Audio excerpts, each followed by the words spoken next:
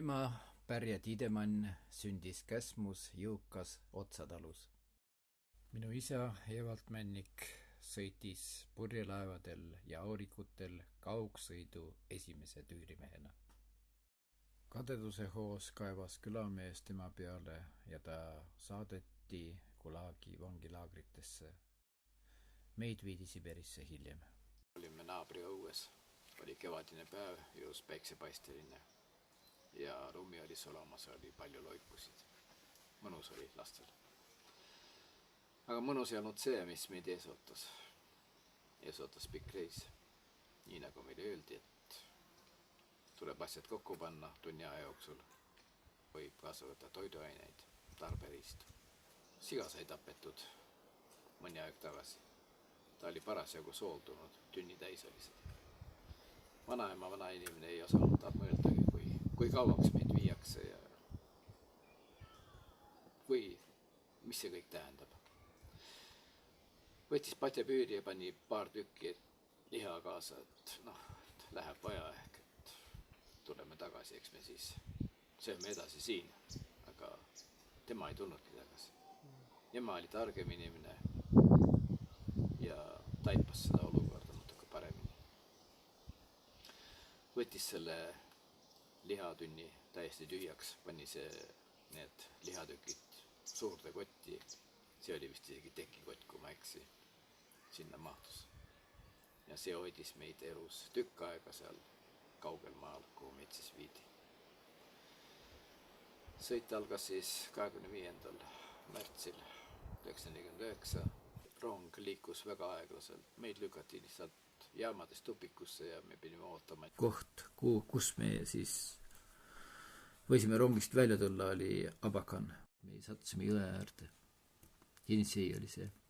Laius oli kilomeeter. Pandi siis kuskil elama, et neid palkmaju seal oli. Need olid nagu tühjad.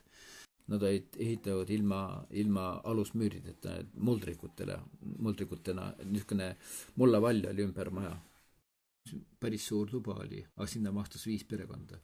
Lutikaid kohutavalt palju. Mida imet küll nende vastu ette võeti, aga nad olid ikka olemas. Mina sain seal 5 aastat vanaks. Vend sai 7. Seal oli meil laste vabadus. Jõesaared ja kohalike venelaste paadid. Nende saartel, kus me nende paatidega käisime, kasvasid punased sõstrad. Nad olid metsikud, aga nad kasvasid täpselt samasugused nagu siingi.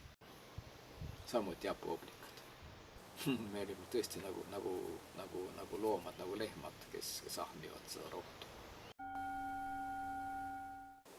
Asuslikuga oli oma, et need ilusad urud, niisugused mitmekäigulised, mitme suuga, et kui ühest kallasid vett, et teda välja saada, siis tema lipas teisest august hoopiski välja.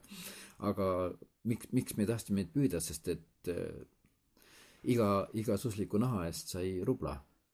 See nahk tuli maha võtta ja kuivama panna naeltega niimoodi.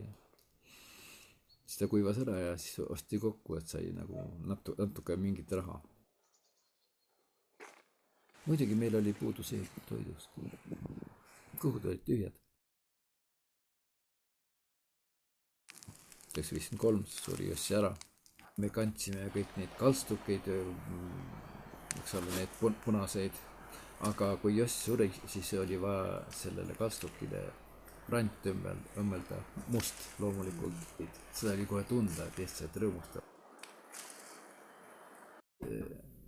Siis vene inimesed nutsid, pisarad silmas. Kui me Eestisse tagasi jõudsime, leidsime eest tühjaks riisutud kodutalu. Vanaema Elisabeth Männiku pidime matma Siberi mulda. Isa oli lõpetanud 2 merekooli. Ta oli kaugsõidu tüürimees ja tal keelati igasugune meresõit. Karm elu Siberis ei suutnud murda minu ema. Ta elas 93-aastaseks. Meie sunnitud Siberi elu kestis 7,5 aastat.